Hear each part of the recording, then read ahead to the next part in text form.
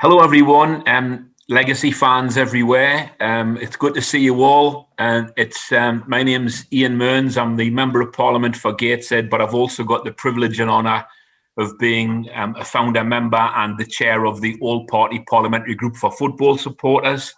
We're having a joint meeting this afternoon with the All Party Parliamentary Group for women's football. And we've got a star lineup of speakers on our panel discussion this afternoon. The first of which, Tracy, I believe you're the chair of the All Party Group for Women's Football. Tracy Crouch Mp. Tracy grew up and was educated in Kent, and she left to study law at the University of Hull. When after graduation, she accidentally found herself working as a researcher to a Conservative MP rather than training to become a solicitor. And Tracy was Sports Minister from 2015 to 2017. Halcyon days, Tracy, and possibly to return at some time in the future. And will chair the recently launched fan-led review into football governance. What brought that about? Tracy's keen to sports, is a keen sports enthusiast, and since retiring from playing football, has become an FA qualified football coach and manages a local girls football team. We've also got with us Susie Rack, and I'll introduce Susie later. DM with us is another of our contributors, and Rodney Cyrus. And I'll introduce each of them, but we're going to kick off with Tracy Crouch. Tracy, over to you, please. Thank you, Ian, and thank you for joining us, or allowing us to join you as the all-party group for women's football on this important issue. I've played football all my life, but I grew up watching men play football. I didn't know that women played football until I went to university. And although I used to play football on the streets because I wasn't allowed to play football at school, I found myself in the first 11 at Hull, and played throughout my time at Hull University, and then joined a London team when I moved down to London. One of the things that is very different now than when I grew up is that actually, as a young girl, you can watch women play football. And thankfully, you can now also see it on the TV. Not as much as perhaps we'd all like, but you can still see it. And one of the things that is quite heartening is some of the big events over the course of the last couple of years. There's been a real family atmosphere of young kids and their families, boys and girls, actually going to watch a football match, especially the internationals or a big league game. And I would like to see more of that. And really, one of the things that I was keen that we explore as we go forward on this issue and through this meeting today is how can we get more youngsters to go and watch women's football games? How can we make them more accessible? How can we inspire kids to go along and watch them? Because we know for sure that what you see can influence your own interests. And so it has always been the case that if we didn't have women's football on TV, we weren't inspiring the next generation. Well, now we do have women's football on TV. So how can we make sure that we're definitely making that inspiration? And that's what, I feel is a really important conversation to have. So I'm pleased that Ian and I are able to chair this all-party group today. Obviously, I've got a huge task ahead in terms of the governance of football.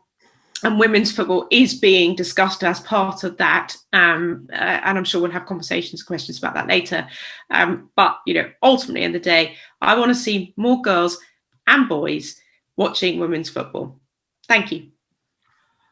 Thank you very much indeed, Tracy. And I'm sure we'll get some questions for you subsequently about the fan-led review.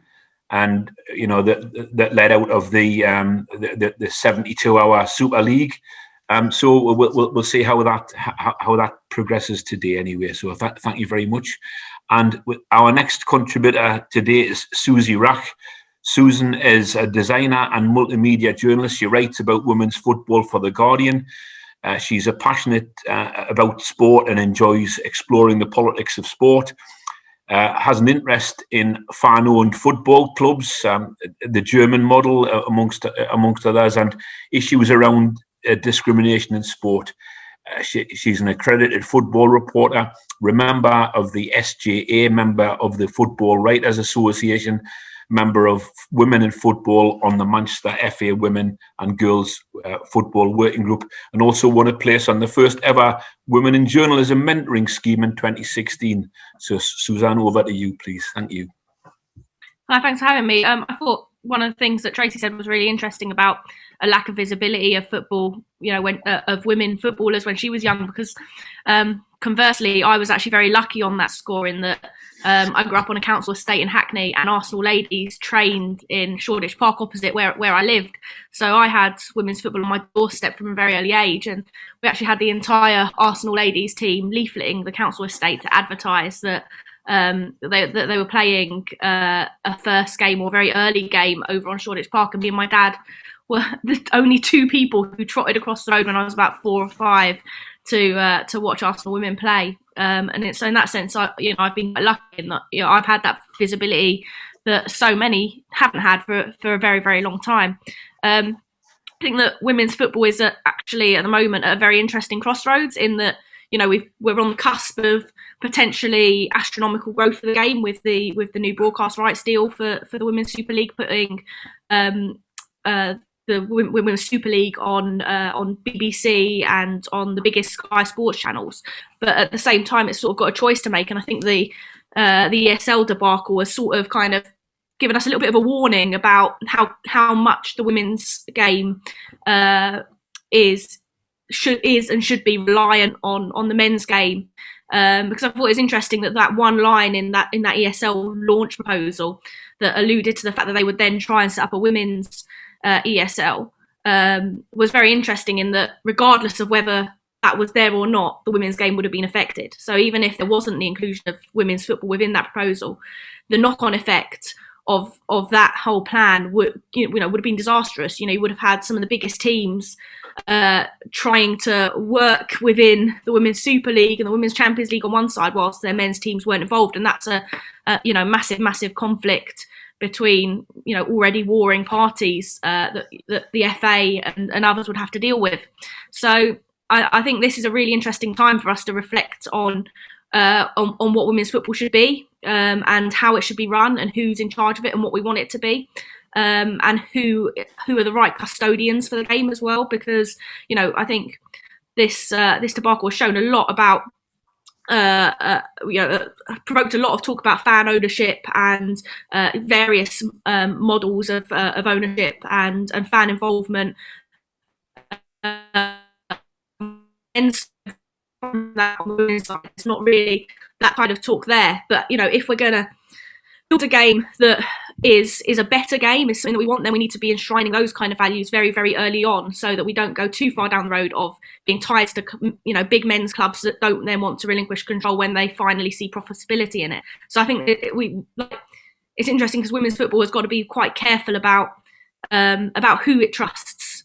And for so long, we've not had to worry about that, because anyone involved in women's football was involved in it for the right reasons, because there was nothing to be gained from it. There was no profit to be made. Everyone involved was there because they cared about it, and that's changing now. Now there is money involved. People and organisations are coming into the game with their own interests at heart, and so I think now is actually a very, very good time to be reflecting on what women's football should be more generally. But I'll stop rabbiting on and leave someone else to chip in next. That's very good of you. Thank you very much, Susie. Our next contributor is DM Withers. DM Withers researches and writes about hidden feminist histories, and DM is also a big fan of women's football. Sits on the board of Bristol City Supporters Club and Trust, co-hosts the Bristol City Vixen Cast podcast, and is co-founder of Hold the Line, the first ever live phone-in programme dedicated to women's football. DM, over to you, please. Okay, thanks so much, Ian, and also thanks for having me here. And I think probably a lot of what I can say here will echo some of the points that have already been made, but be putting them in a slightly different way. But one of the things I've been thinking about when prepping for this panel was about how the social value of the women's game, so things like equality and fairness and integrity, they've translated very easily into commercial values, particularly in the past few years. So This is what the kind of values that are attractive to sponsors. That's what gets brands behind the sponsorship of women's football.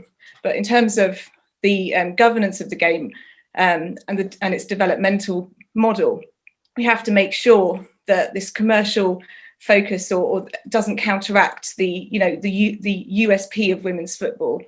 So equality and fairness and integrity have to be funded and supported as well as the women's game grows, because that's what's at the heart of the women's game. So you don't want that commercial influx to destroy what the essence of what is attractive about women's football.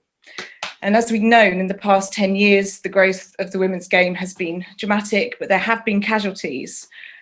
Teams like Doncaster Bells, Notts County, Yeovil, for example, and we need to remember that as well. So while there's been winners in the development of the Super League, these clubs and their fans have not. They've been losers, and they're not disposable, and the fans are not disposable, but they have been treated as such by the commercial development of the game in the past 10 years. And I think that's a real tragedy, almost a silent tragedy that has evolved alongside the very positive development of the women's game in the past 10 years.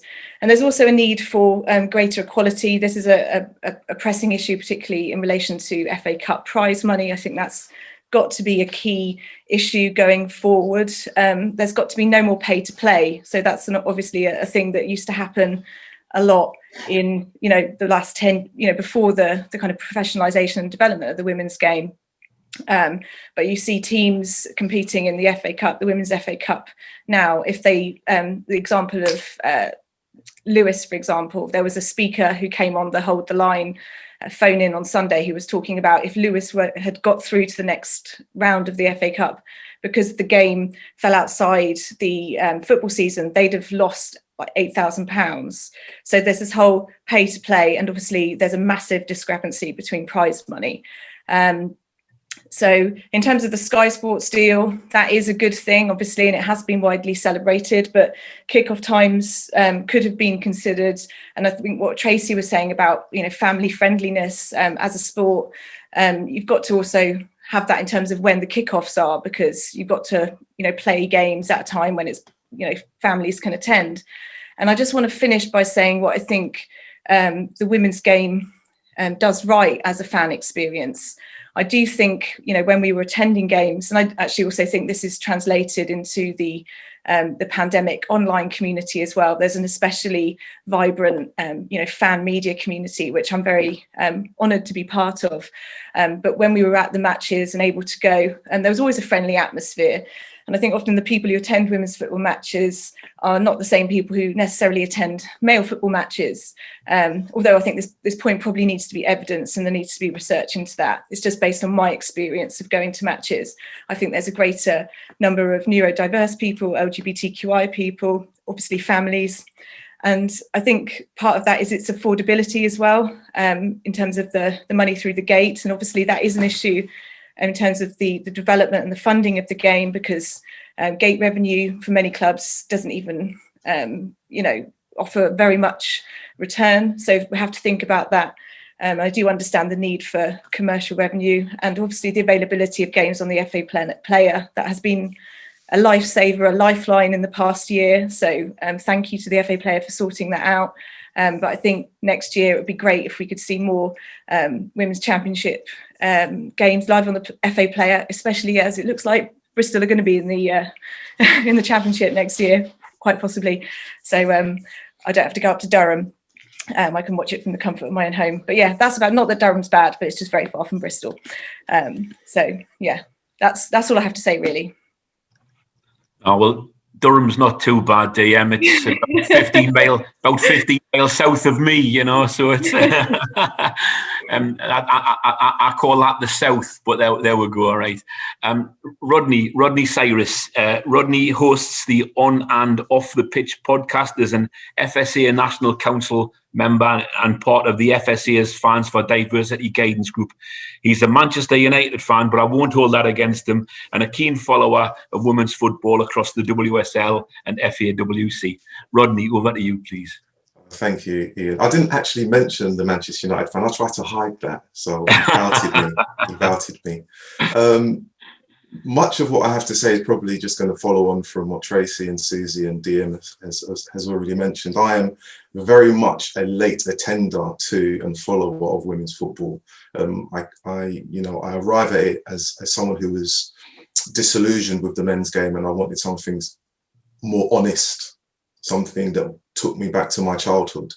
And, you know, in reflection of my childhood, there were no visible women playing football unless they were in my primary school, and we played football with them. And we had some really talented girls in our school that, you know, if the league was around, I know they would have gone on to great things. So, you know, visibility for me is one of the things that I talk about on the podcast. I talk frequently with DM and the other fans about what we want to see in terms of fan engagement, but also in terms of access on the FA player for those teams in the Championship, because I've watched quite a few teams in the Championship, but also about how the game's going to grow.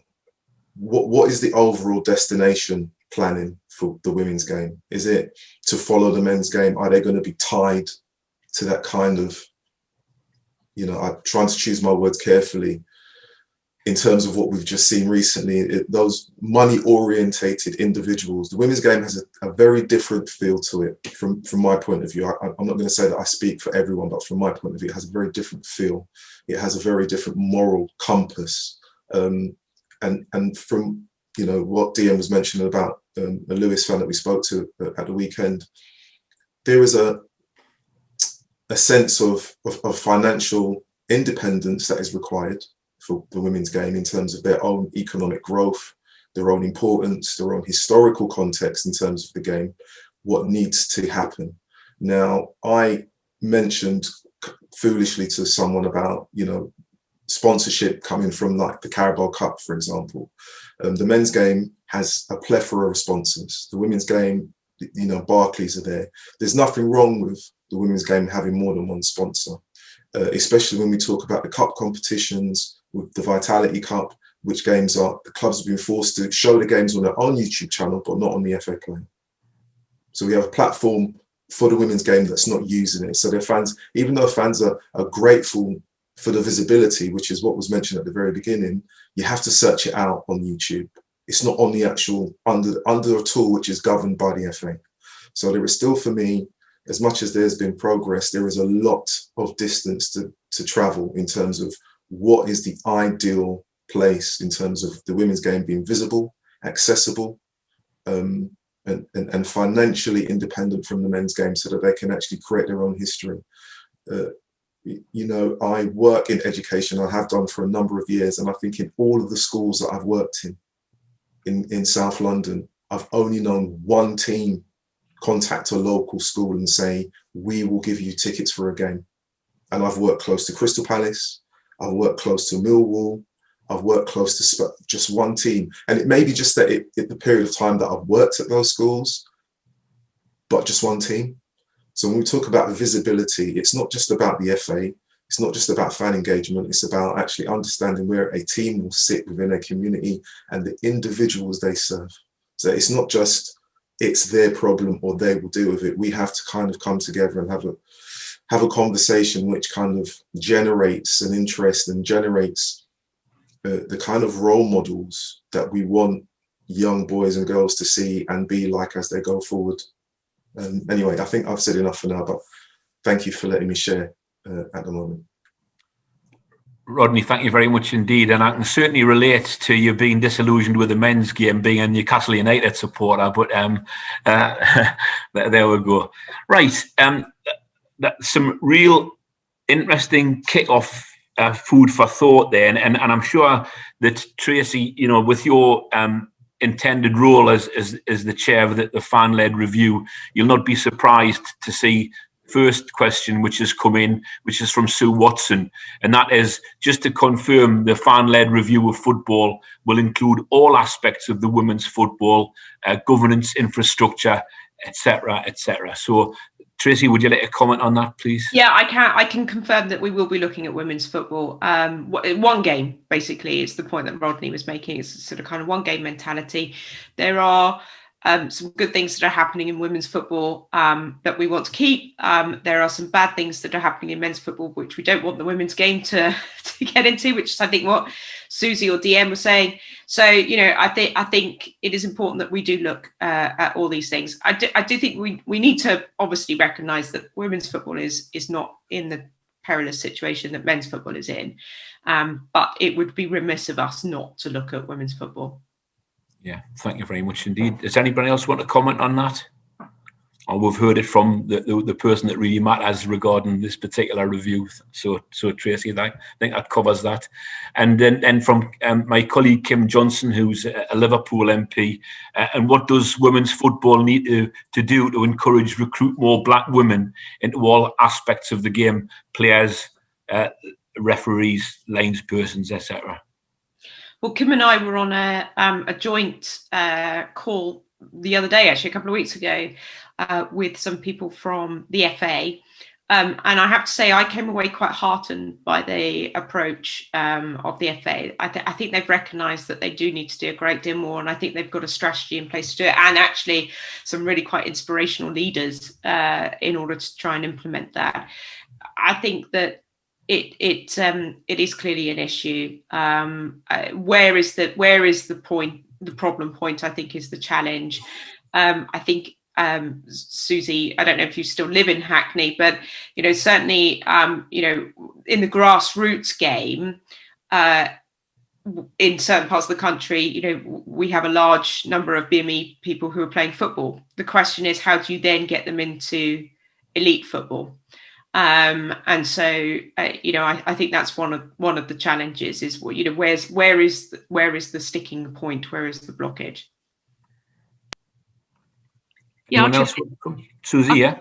I think part of the problem is that over the years, as the game's professionalised, a lot of the academies have moved out of the inner cities. So you've not got, the Alex Scotts playing in the cages of Newham or wherever it was, and the Rachel Yankees and players like the Anita Asantes who kind of grew up in the inner cities and were scouted from the inner cities, going into some of the bigger clubs because there's not that connection there anymore. Those academies aren't based locally anymore. And in some ways, the academies have professionalised is a good thing in that they're not just attached to a local community centre or something anymore. They've got much more professional facilities, but obviously having professional facilities in inner cities is an expensive thing. So, there's a logic to why that has happened. I'd actually agree with Tracy in that I do actually think this is something the FA are kind of very, very switched onto and do care quite a lot about. I've spoken to Sue Campbell quite a bit about it, and they they've got it is a key part of their strategy, getting more ethnic minority women into all the game, including coaching, and refereeing as well as players. Obviously, you've got a lot of ethnic minority communities are of proportionally a lower socioeconomic background, are working longer jobs, have bigger difficulties with childcare and issues like that. So it's a much broader problem in that, often, particularly for players, it's often the white and more middle class layers that have the spare time to be able to drive their girls to the academies that are a bit further away than, say, the nurse in East London who's working however many hours a week. And that's a big issue. It's not just a representation of ethnic minorities issue. It's a class issue too, and I think that's an important point to make as well. In that we have to look at the other pressures, the other societal pressures that are affecting young Black girls from going into different aspects of the game, and that's obviously a much harder issue for them to tackle directly, but important that it is attempted to be addressed and that they go out of their way as an organisation, and clubs make more of an effort to make the connection between their academies and their coaching staff and the communities where those clubs' traditional bases are, which they're so kind of distant from. One of the questions that I had as well is about parents as well. I mean, I think sometimes white middle class parents are very keen to push their children into academies and onto the elite route. And I think sometimes there's a lot more kind of skepticism about that. So it's about trying to use positive encouragement as well, and a proper unraveling of some of the mystery around the academies and what happens, at academies and how they can build talent and so forth. So I'd agree with Susie that, the FA and Sue, and I've forgotten the name of the lovely lady that's leading it. She was really, really strong on it, but they've definitely got it. They understand there's a problem. They understand they need to sort it. I think Kim Johnson wants to come back in if we can allow her to speak, Member of Parliament. Kim? No, I don't really want to, but I'm quite happy to, Ian. Yeah. And I suppose my question was about how we encourage a fan base as well, in terms of, I'm a firm believer in you can't be what you can't see. And so if more young girls see a range of diverse players on the field, encourage them to get involved. But I was also thinking in terms of what roles should schools play in terms of encouraging and creating pipelines for young women into football. Thanks, guys. Right. Rodney, you wanted to make a point? Hi, yeah, I was just listening to obviously what the points were meant by Tracy and Susie. It again goes back to the visibility and accessibility. We talked about the 2 stars from the inner cities and playing in the cages. Like a lot of the footballers within those local areas and in the estates. And I understand, when clubs professionalize, they move to different areas and the academy, then takes on a different shape. But there is still this, kind of belief that the football is a working class game, and it still has, individuals within the working class communities that aspire to be the heroes, and you do need to see those individuals. In relation to schools, as I mentioned before, there was only one team that actually had been into one of the schools that I'd worked in.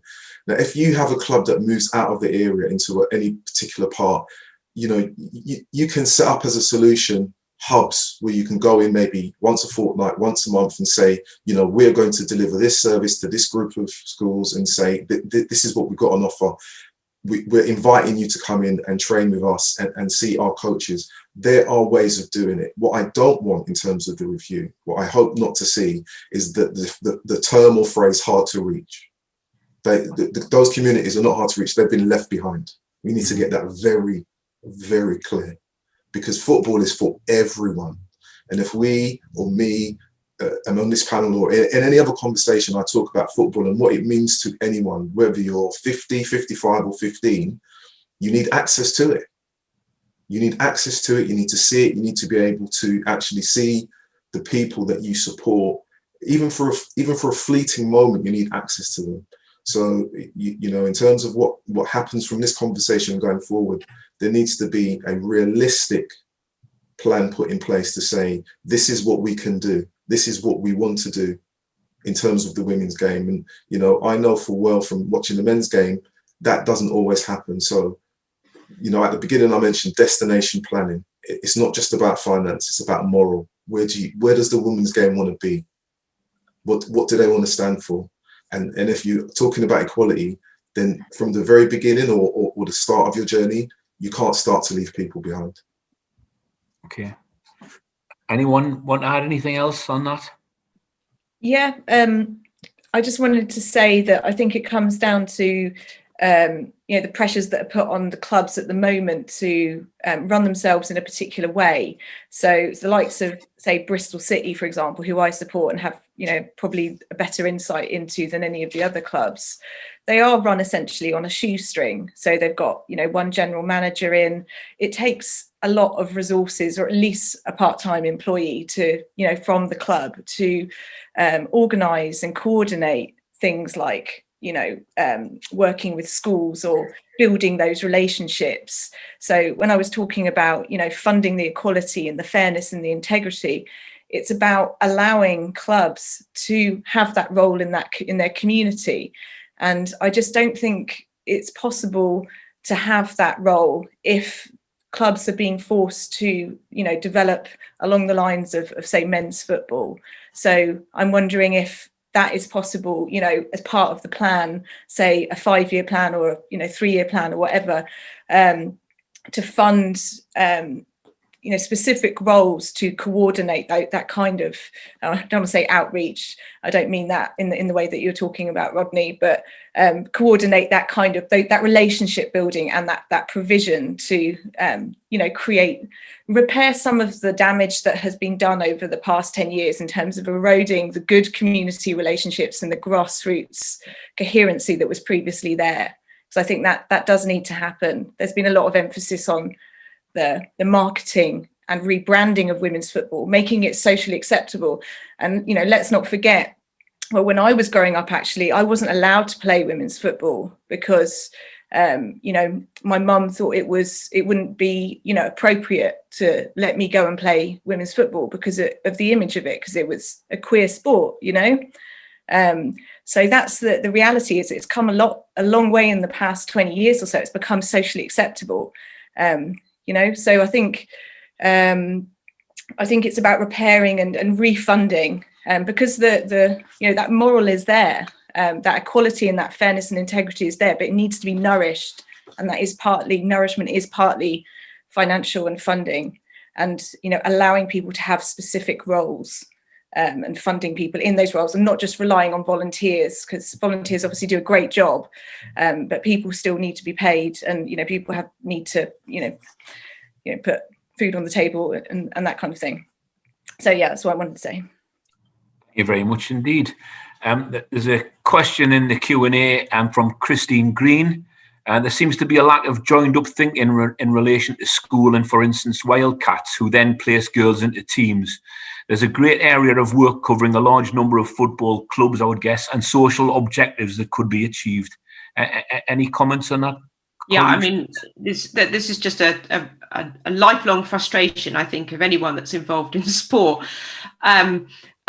specifically at the grassroots. And I remember when Sue Campbell was at the Youth Sport Trust, I was still a minister, and we used to talk about Venn diagrams, and you'd sort of kind of have school sport, and then you have outside school sport, and in the middle was the sort of kind of the key part of it. And unfortunately, what we don't have is that middle, or we don't have a particularly good part of that middle. And you need to have that seamless transaction between what kids are doing at school and into the sort of kind of wider community. And Wildcats is a fantastic example of that. And see many Wildcat tournaments around Kent, and the Kent FA really embraces it. But it's not just football where that's the case. Unfortunately, it's happening across all sports. But the more we can get girls playing football in school, the more we'll get them playing girls football outside of school, I think. My son, who's only 5, I drag him along to football on a Saturday morning.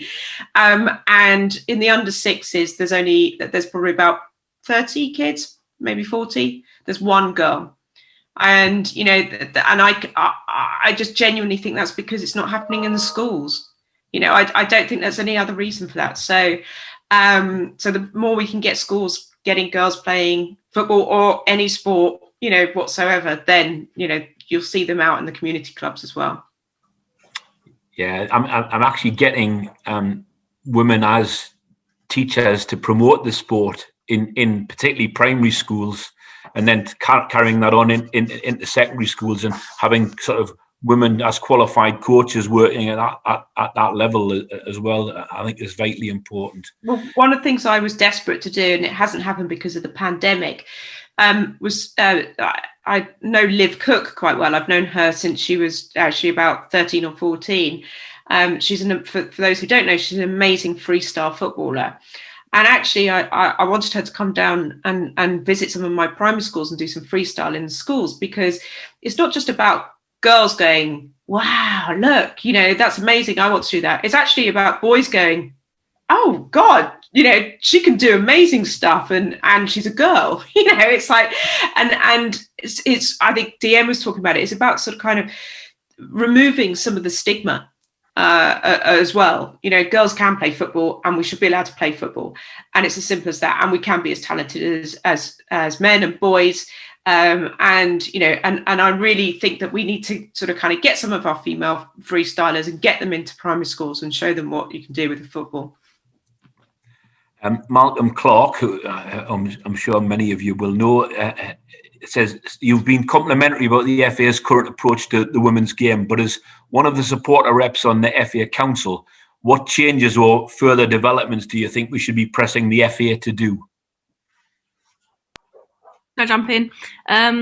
Well, the FA have like done a lot for women's football in the past few years, which is important to recognise. Like, I think there's some genuinely very, very good people like Kelly Simmons and Sue Campbell working within the women's side of the game, and as part of their team, as their various teams as well, who are doing a lot of very good things. But I think the whole strategy that the FA has for the women's game is a little bit confused at the moment, and I think that has been like I said earlier, been confronted with by the sort of whole debacle around the European Super League and what it means, and how it could potentially impact the women's game without the women's game having or wanting anything to do with it.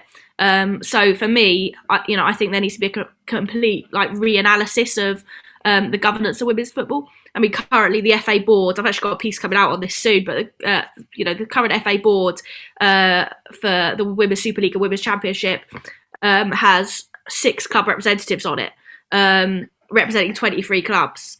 And a lot of those clubs have their own interests and aren't going to necessarily represent those 23 clubs as well as you would like. The 4 WSL clubs are all clubs who are involved in the ESL breakaway. So, again, not clubs with the best reputation of having the broader game at heart. And, we're talking, it's not the women's side of these clubs that are on these boards. We're talking Bruce Buck, the chairman of Chelsea, and like major players in the running of the clubs as a whole, making decisions about the women's game with their own interests involved. And that, I think, is a really, really dangerous situation if it's allowed to sort of continue along that road. There's only 2 championship representatives. Why on earth is there 4 WSL representatives and 2 championship representatives that represent the whole league? That, again, just does not, the whole 2 leagues, that doesn't make sense to me. And, I'm beyond finding a reason for why that is the case. And, I mean, these are all issues that can be fixed. They are things that can be made right. And another thing is, I think that there needs to be fan representation on those bodies, and we need a really, really vibrant fan movement in women's football that isn't. And this is going to sound a little bit patronising, and I don't mean it to, because the fan movements in women's and fan groups in women's football are very, very good, but a little bit less cheerleading and a bit more. We've just lost you there, Susie. You might have a genuine, real desire to build. Oh, is my connection bad? It's a bit dodgy in my front room.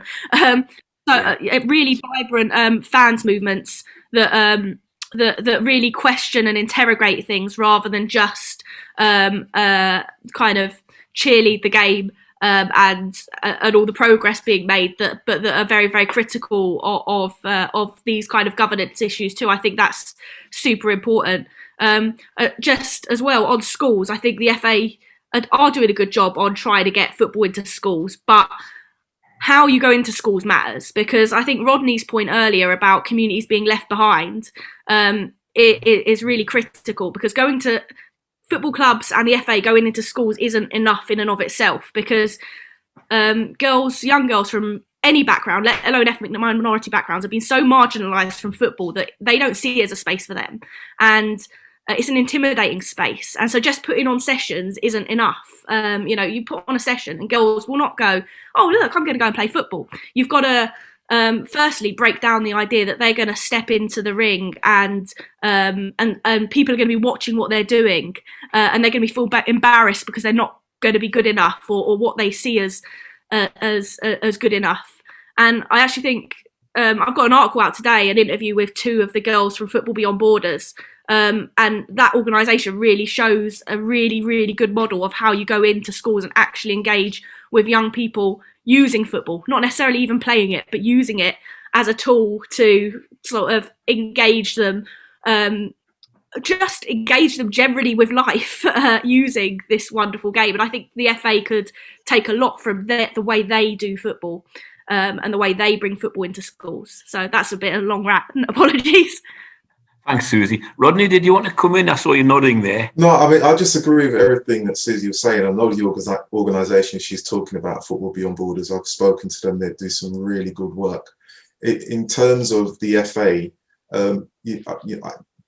not to be too critical, but I have been critical of the FA. They have almost taken their eye off the ball with the women's game, in my opinion. When you go back to the beginning of the year, when fans were complaining about the standard of referees, they announced that they weren't putting any training in for referees because it wasn't part of their model. Then a few months later, then there's the deal with Sky. Then they changed their mind. Then it's almost like they're playing catch up and they don't actually know what they're doing because they're not paying attention to the women's game. And in terms of fan engagement, in terms of vibrant fans, there is a very good discussion amongst fans about what the fans expect to see in terms of progress and how they want to be involved and engaged. There is that. So there is willingness from the fans. It's about whether the FA are prepared to have that conversation and put those things in place for it to take place. I mean, I would add, though, that I think there's a lack of trust from fans across the board about the people who are actually running and controlling our game, whether it be the FA, whether it be the Premier League, whether it be UEFA, whether it be the management of the women's game at different levels. I really do think there is a real question of trust about the management game at all of those different levels. So I'm wondering, Tracy, or if DM, if you want to come in first. I just wanted to say that I think it's a process, not an event, in terms of like getting that fan support. There's obviously the Women's Supporters Network that has, Debs at the FSA has done a great job in bringing together, and that's really just starting. And I think it takes a while for things to develop. And I didn't even know about, kind of football supporter organisations until very recently. So I think it will take a bit of time. But I think if we can perhaps organise around specific issues or have, like, for example, the FA Cup prize money issue, or, getting more relationships, rebuilding relationships in communities, I think that would be a good start. So I think it will come, that vibrant, feisty fan voice in the women's game. But I also think that the cheerleading aspect is necessary as well, because of we know that the people on the pitch are not being paid as much as in the men's game. The average salary for a women's footballer in the FAWSL and the top level of the game is 27,000. So we know that that's nothing in comparison to what men get paid. So I think if there's a degree of cheerleading and generosity, it's because we support fairness as well, and we don't want to get on people's backs. But I know that's not the actual players, and what we're talking about is the governance. But I do think that element affects the discourse of fandom in the women's game. Thank you very much, Tracy. It seems to me that your review has a big amount of work on its hands in terms of where we take all of this. But I think the vast majority of fans would welcome some sort of arm's length independent regulatory body at the end of all of this. Yeah, and I think, there's been a lot of conversation about that over the course of the last few years. Certainly, it was certainly something that was beginning to be discussed while I was still in post. A lot of work has been done, and it'll certainly be a central part of what we're looking at through the review. But I think if we just go back to the women's game and fans, some of the things that I've seen in sport I think are really good ideas. So although this is at the elite level, things like co-sponsorship deals, co-broadcasting deals, I like it. For example, when Twickenham hosts both a men's and a women's international on the same day, I think it's about engaging people who perhaps have rather old school views about women's sport. You know, if you're a young lad and you only ever watch your dad, or, you know, normally your dad watch men's football, then, you know, you're probably going to share your dad's view about women's football. You know, so actually, it's about educating parents as well in terms of women's football and women's sport in general, and trying to sort of kind of enlighten some people about the sport and you know, what it can bring into our lives. You know, I watch football, so, you know, I don't really care who's playing. You know, I watch both men's and women's football. It's the point Rodney was saying earlier. I just watch football, and, you know, my son will watch it with me. I mean, he gets confused which team he's supporting, and I've had to occasionally give him a lecture about why he doesn't support anyone in red. But you know, but at the end of the day, you know, he is exposed to it because I expose him to it, and I think that's what we need to focus on as well. Thank you very much indeed. Thanks, Chris, in the chat box. He's put always Spurs, Tracy, always Spurs, exactly. Well, I have to question the reason that they were invited into the Super League, not having won a league championship since 1961. But there we go. Actually, Ian, if I may, just and I don't want to hog it, but there's a number of people who introduced themselves at the beginning of the chat. From various supporters trusts, and you know, I just wanted to sort of kind of say to people that I will be going around the country and having conversations with supporters trusts, and you know, I note that Exeter is on here, for example, and Exeter has a really interesting ownership model, so I'll be going out west. You know, I'm definitely going to go up north and talk to people as well, and you know, I'm keen for the review to look at all levels of the pyramid. So, you know, it was triggered by the Super League, but actually it was in the pipeline long before there because of what happened at Bury. So, you know, just to reassure people that they will have their opportunity in various different ways to tell me their views on certain things. And, you know, I'm a member of the Conservative Cooperative Movement. I'm a Green Bay Packers fan, who are fan run. So, you know, the idea of having greater fan involvement is something that is not an oddity to me. Whether or not it's the German model, you know, we'll have to see. Let's remember that Germany used to be entirely fan run. And it was only until the late 90s that they started to allow private business into football, in part because they needed the investment. So but yeah, it's there's lots of different models out there. There's no right solution, I think, that we can retrofit into English football. And Tony, I'll be coming up northwest soon. Tony Lloyd in the chat room, can you let us know when and where you're visiting? I'll be up to the northwest very soon. Thanks, Tracy. Yeah, I mean, I think the fan having a golden share is an aspiration for the vast majority of us who are interested in football fans. And of course, my view of football ownership's been jaundiced by 14 years of Mike Ashley at Newcastle, so that hasn't helped things particularly. We've got a point from Grace McKenna, and how do we use the upcoming Women's Euros to meet some of these goals re women's football? It's a showcase, it's an opportunity. Is it something that we can actually harness and use effectively?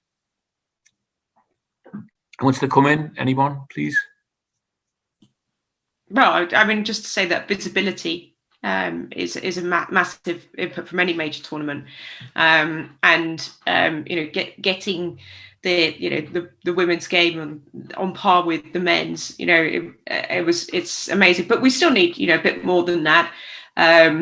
We need to encourage the greater coverage that we get in the front pages of the newspapers, and as which we would have in the men's Euros. We will have in the men's Euros.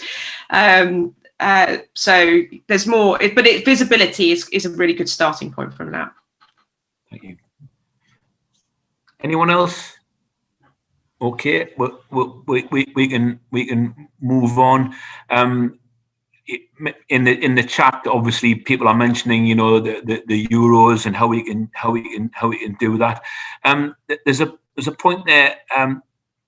Really, the question about the Euros, the FSA Free Lionesses Fans Embassy that's run by the FSA. We are working with the F8 legacy teams across the country to push for supporter legacy to be included. I'm also working with the FSE, our European counterpart, to work with establishing more fan embassies for the women's game. I'm not really sure we should be using the words legacy and supporter in the same sentence these days, but you know, that has a bad connotation all of a sudden, doesn't it? But there we go.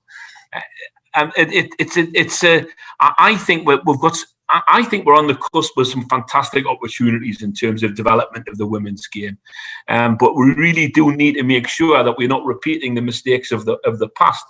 And of course, you know, I'm a fan of a Premier League club, and I've been to most of the Premier League clubs. But I'm also a fan of non-league football, and I'm very, very conscious of the very different atmosphere that you have in non-league football and in lower league football compared to the sort of the televised hotbed of Premier League football.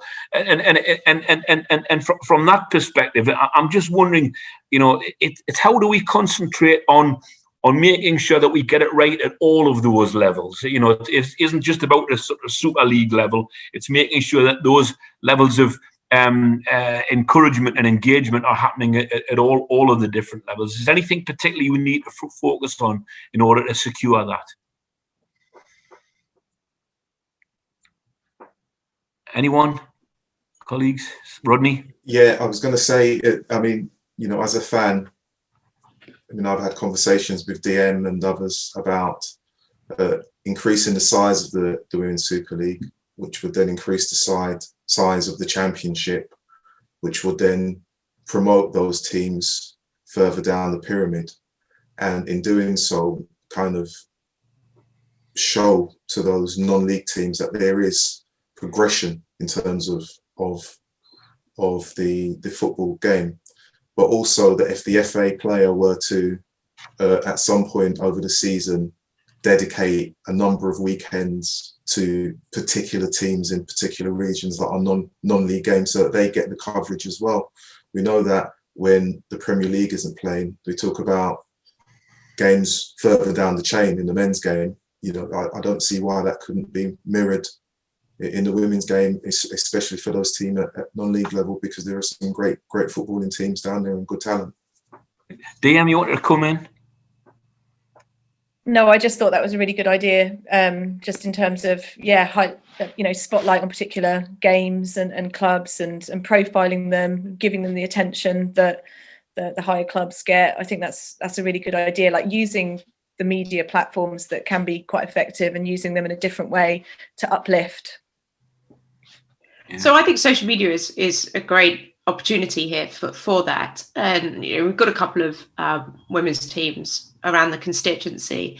And rather interestingly, one of my local clubs is trying to raise some money for a 3G pitch. And I was talking to their chairman, and he said the ladies team will absolutely thrash their target. They'll, you know, each team has been given a target of fundraising, and the ladies team will just absolutely smash it.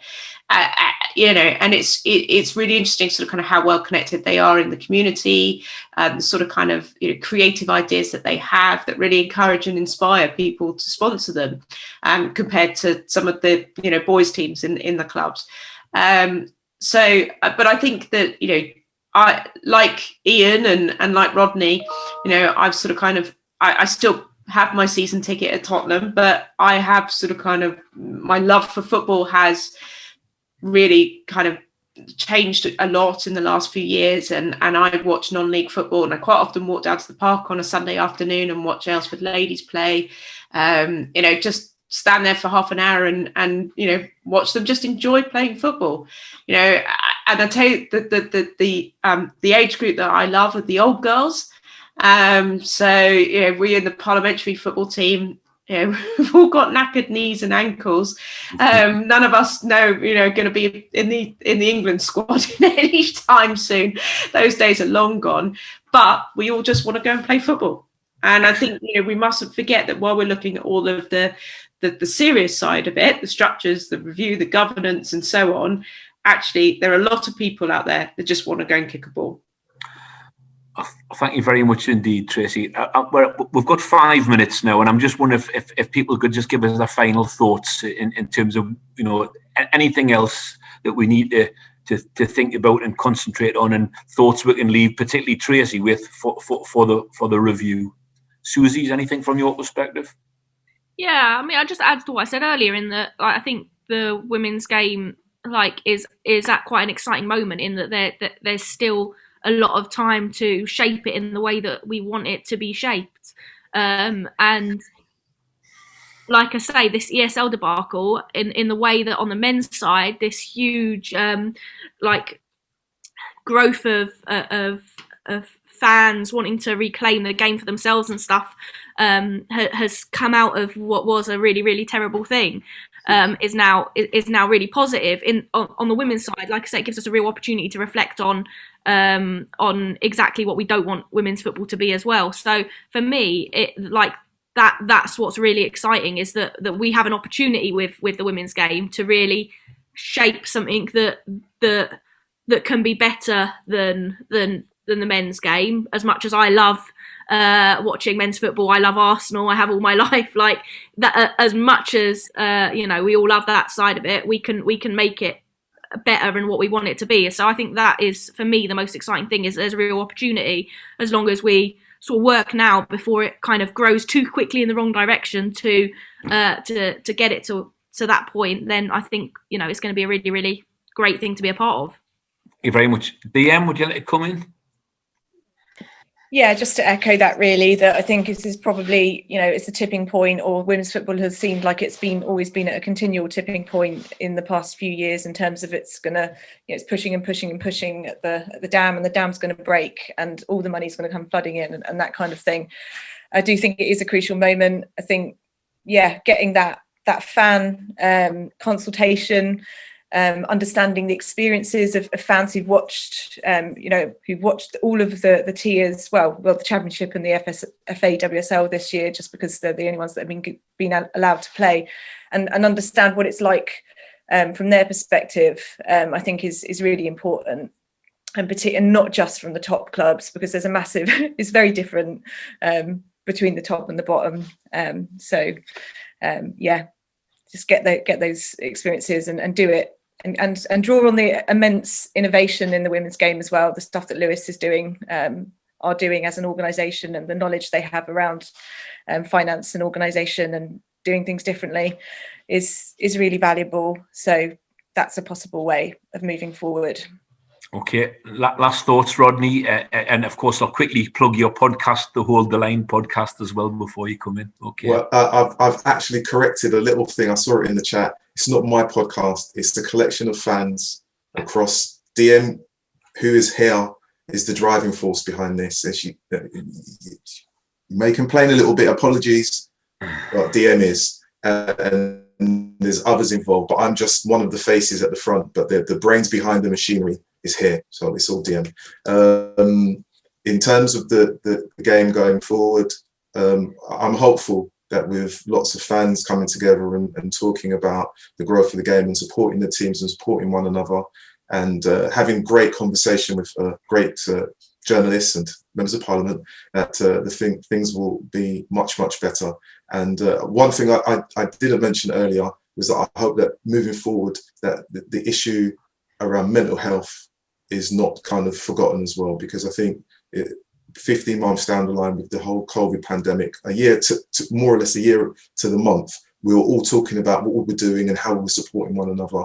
I want to know what's going to happen going forward when things return, and are there going to be tangible, realistic things for players, fans, and anyone else to be, to say, you can go here, and there be things to support those that need it. That's what I'm hoping for, anyway. And Tracy, over to you, and just final words. And before you do those final words, one thing I would ask is that we need, under your leadership, under chairing this review into all aspects of the game, that you can actually and are allowed to bring in football fans to help in that review, so that truly can be a football fan-led review of the game. Yeah, it is very much a football fan review, or fan-led review. It's even in the name of the review. It's fan-led, so don't you worry about that. And it's not just because I'm a fan. You know, that's not why it's called a fan-led review. You know, fans are going to be absolutely pivotal in sort of kind of what we decide, what we discuss, and you know, I'll be working with the FSA and others to make sure that we're being kept on the right track. But in terms of women's football, I mean, you know, Susie hit the nail on the head in terms of where we want to go with the review on this. But in terms of fans and developing the game of football, we're at a great opportunity. We're so much further than we were, you know, 5-10 years ago. There's still enormous challenges, be it at grassroots level, where the facilities are still, you know, second dibs for girls, or, you know, they have to change in car parks and so on, right through to elite with not the same level of broadcasting or sponsorship deals. But it's a turning point, as DM said. You know, we're at the cusp of something I think quite exciting, and you know, we just have to grasp that opportunity. But I think that people are sitting up and they are paying attention. And actually, one of the things that I'm hearing less and less of is, you know, men saying, "Well, it's not like men's football." No, it's not. You know, it's and what's different is they're not throwing themselves around on the floor pretending they've been shot by snipers. You know, it's like you know, so there's huge differences, and we should just embrace, as Rodney said, you know, football being football. So I think that there are real challenges that we have to overcome, but I think that we're so much further than we were with women's football, and hopefully we'll just be able to get more fans coming through the gates and supporting local ladies teams. Thank you very much indeed, Tracy. I think that's, from my perspective, it's been a pleasure to chair this. And I do thank everyone for their contributions, everyone for attending and for their questions. And it just now falls to me to thank Susie, Rodney, DM and Tracy on all of your behalves. Thank you very much, and good afternoon, everybody. Bye-bye. Thanks, Ian. Bye-bye.